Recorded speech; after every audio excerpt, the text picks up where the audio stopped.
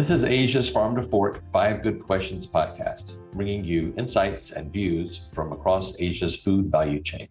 Now, for today's interview.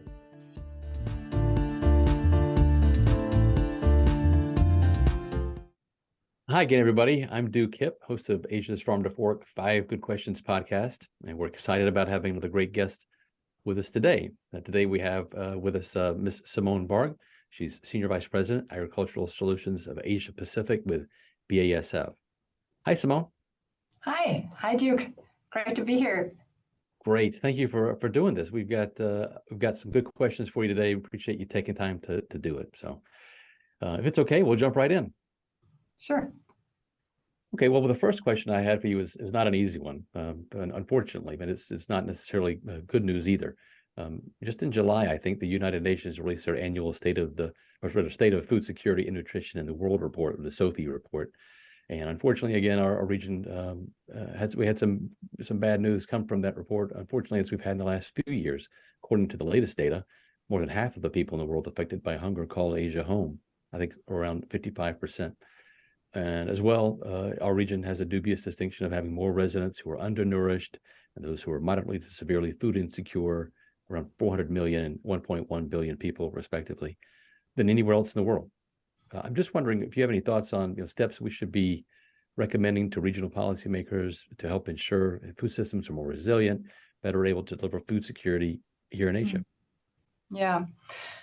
Well, I guess a lot of people would agree with me that we live here in a very complex region of the world, with the except of Singapore, where when we really look at this region, it is comprising for various developed countries like Australia and New Zealand, Japan, Korea. It has huge developing countries such as China and India, and across Southeast Asia there are like 10 developing countries that call Asia their home. So and within these we have a huge variety. It's so contrasting. I mean, we know there are very populated cities of the world here, and there are areas of non-urban, but also very rural communities. So especially during COVID, we saw that the harsh realities of the country, food security, the widening of the income inequality, but also the polarization of the political social landscape has really entered the stage, and that is what we see right now. So my hope is that regional policymakers understand that there is no one solution, no one policy that works across such a big region, our region here.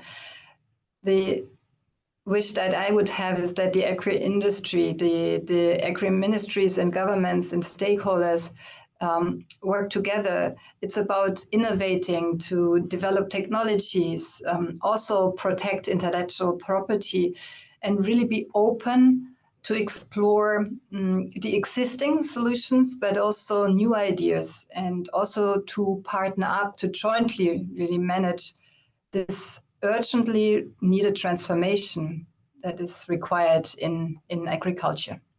Thanks for that. It's a great answer. I mean, we think a lot about Asia being unique to the rest of the world in food production, but really even the diversity within Asia too. And the common denominator of innovation comes up over and over again in these conversations. So thank you for that. Second question, not another easy one. A pivot to another tough area, and that's climate change, a very topical topic as well.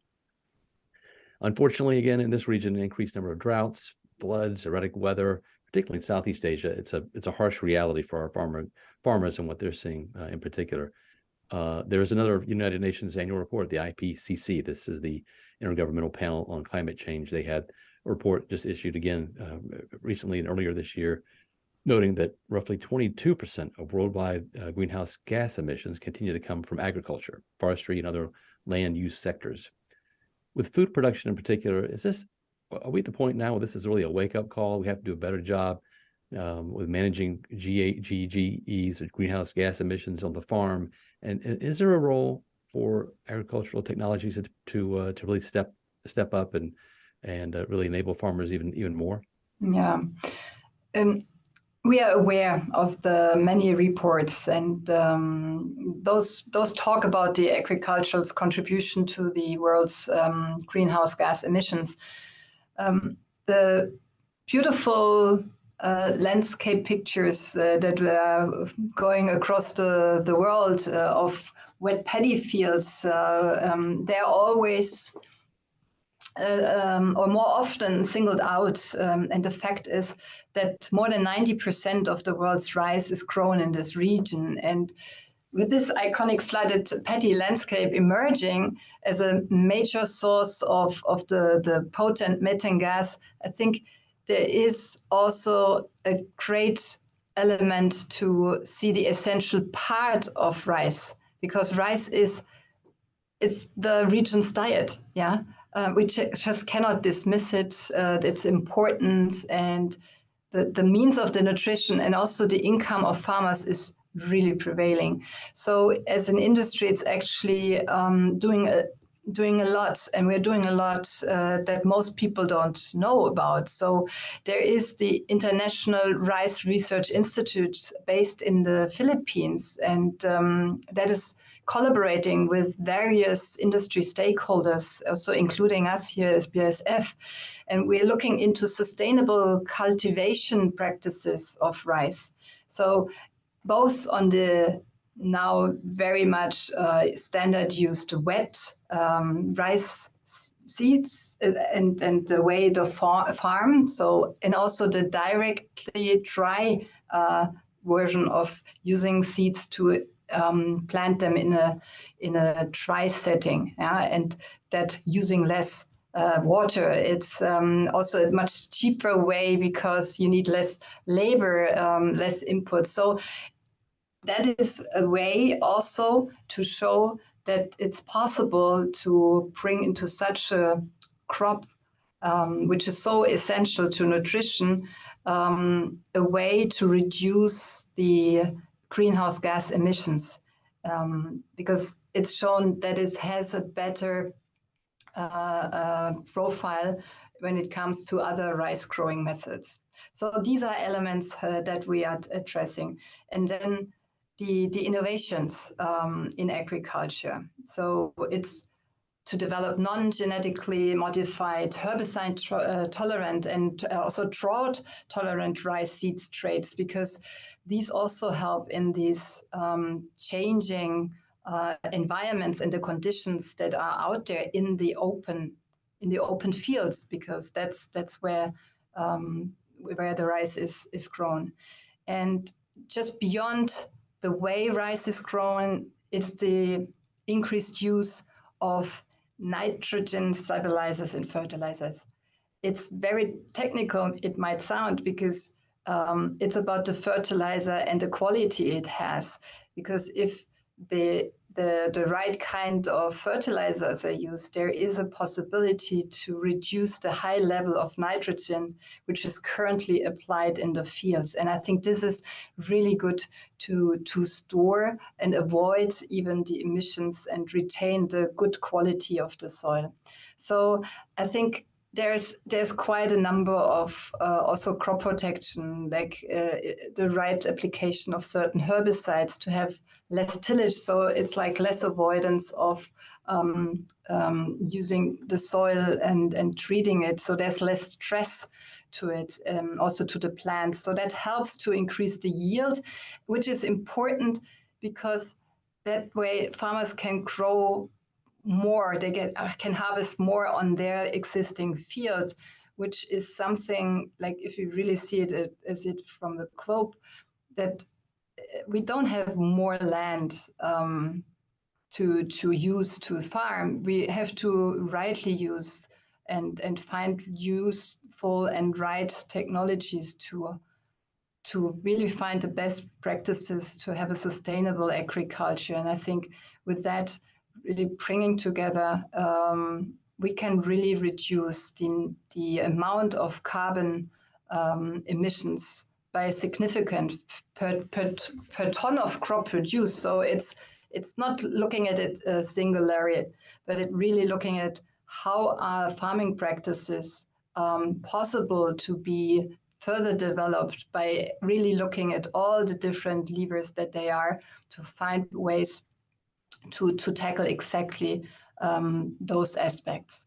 Thanks for that. Those are all great points. I mean, this is a problem that's obviously worsening and becoming more and more a part of the conversation. So really exciting developments that you touched on there. Well, I'd like to talk about another, again, tough topic, but one that I guess if there's one we talk about more than any other on this podcast, it's around food security, really, and that issue generally for Asia. Here in Asia, you can't talk about food security without talking about where it all begins on the farm, specifically with the smallholder farmers and that experience and what that's really all about here in Asia Pacific. Our region, as you probably know, is home to the smallest sized farms, largest number of smallholders anywhere in the world. So in light of that and in that context, can you share some of the work that BASF is currently undertaking, working on to promote, showcase the important, really critical role that the farmers are playing in our food system? Yeah, the good news is there is an increasing awareness of so many aspects of stewardship, and that it also includes the farm safety. And it's about moving away from these stereotype ideas about rural farming and still thinking they are uneducated and impoverished. There's good stewardship for sure, and it applies to family-owned farmland, also in Australia and New Zealand, where they operate machines for broadacre farms, or they engage with manual laborers for tending fruits and vegetables plots. Yeah, so I think safety in the industrial context as well is something which applies to our farmers. So safety really needs to be owned by each and everyone, and this is what all in the ag value chain must repeatedly emphasize. So, so for sure, the world we like it or not, but the world we live in thinks that things need to be faster, better, cheaper. However, all of us also need to include that it needs to be safer when we think about better. So I don't think many outside of the ag industry know how committed CropLife and its member companies really are to supporting good stewardship, to safety on and off the field. So we train, advocate for the use of protective personal equipment, so the personal protective equipment, PPE, according to the product label instructions. And we need governments, retailers, and work together to ensure this PPE is accessible, it's affordable to everyone, and that is really also used. So we educate, we go into the communities, we work with local cooperative and authorities, and the topics we iterate are such as like applying common sense of what not to do, how to store products wisely, how to handle and apply responsibly, and as well how to adopt an integrated pest management to really enable as much natural control that the nature is taking care of. So it's about to support at the right areas where it is really also possible and needed. When it comes for the later, I would say like there's this one fact, like bacteria with antibiotics. That's how I sometimes explain it to my friends. There is this evolutionary selection pressure on pests and diseases to develop resistance to crop protection, also biotech products. And if someone applies the same product again and again, season after season, against the same issue, then eventually resistance could be developed. And that's why we also educate a managed approach of pest resistance to plant science products. And that is truly important to ensure that the livelihoods can continue and the produce of new innovation by science can continuously be used by having really the right measures in place in the fields to have this sustainable agriculture achieved. Yeah. Yeah, thank you for that. And thanks for raising that sustainability point, the stewardship of the industry and the use of personal protective equipment and integrated pest management, all these different things that I know is so critical, especially in this region. And that really gets to the next question. I wanted to touch on sustainability. It's really, you've seen it really become a lot less of a buzzword and more of an expectation. You know, people wanting to know, well, where's our food coming from and how is it produced? And there's a concern I know around dwindling natural resources and healthier diets and lifestyles. So in that context, you know, going back to, again, thinking about the sustainability realm within food production here in Asia, is there more we should be doing collectively to help ensure, again, the smallholders you've touched on, the smallholders, to ensure they're practicing good stewardship while producing the food we depend on at the same time? Yes, that's right. We have over 500 million farmers in the Asia Pacific region. The stance that we here at BASF is that farming is, no matter how small, how large, farming is fundamental to provide enough healthy and also affordable food for this wonderful kind of people that we have on this planet.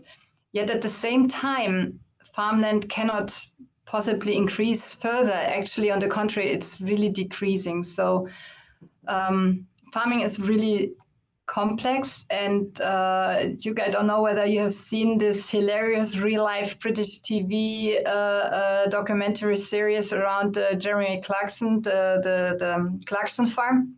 And this Jeremy, who owns the farm in the Cotswolds there, he openly expressed like the many challenges, the grief he faced when he was trying to farm and even make his farming profitable.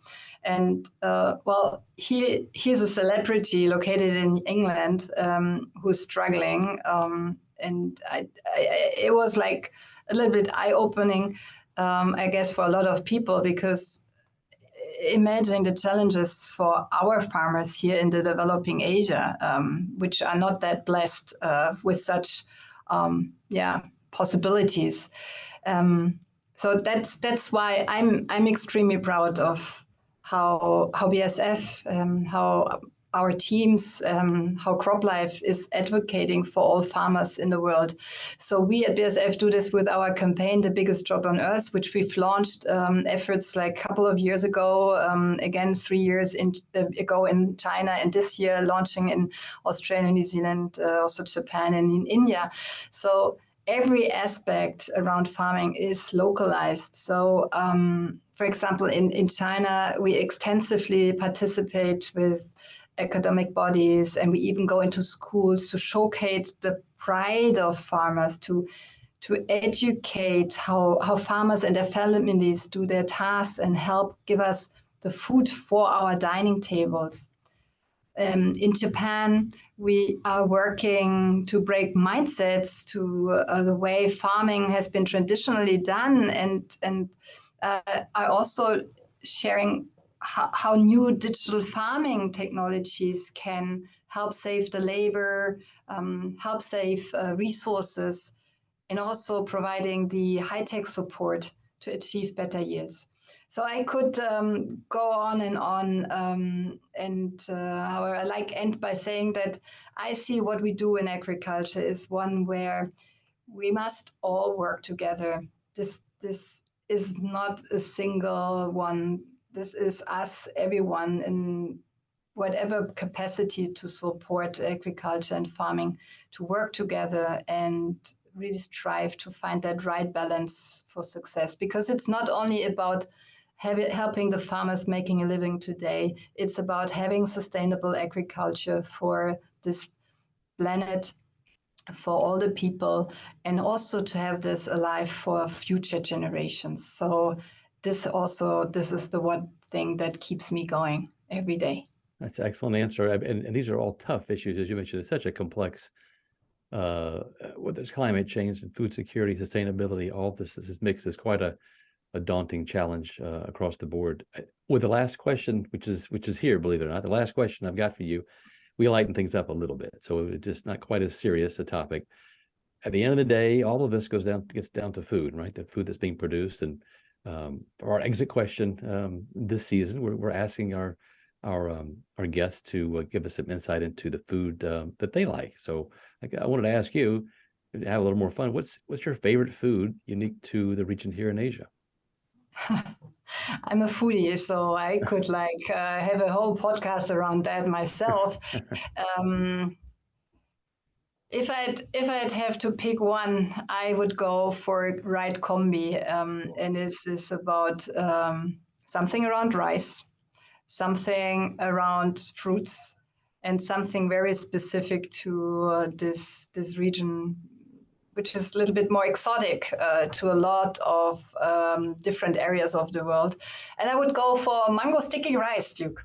Oh yeah, Um, yeah. yeah, it's a nice combi, and I think if you really have the right way to have the right freshness, the right coconut, and the right recipe, and for sure the right varieties around the rice, it's just amazing how that can, yeah, be a nice treat and yeah, get you connected to a really nice way how farming and agriculture really brings such a delicious combination.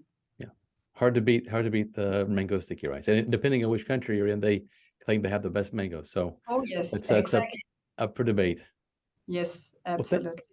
thank you for this. You're officially off the hot seat. The 5 good questions. Again, Simone, thank you again for participating, and look forward to talking again soon. Thanks for tuning in. We hope you enjoyed today's podcast, and if you did, please rate, review, and subscribe. We look forward to bringing you another 5 Good Questions interview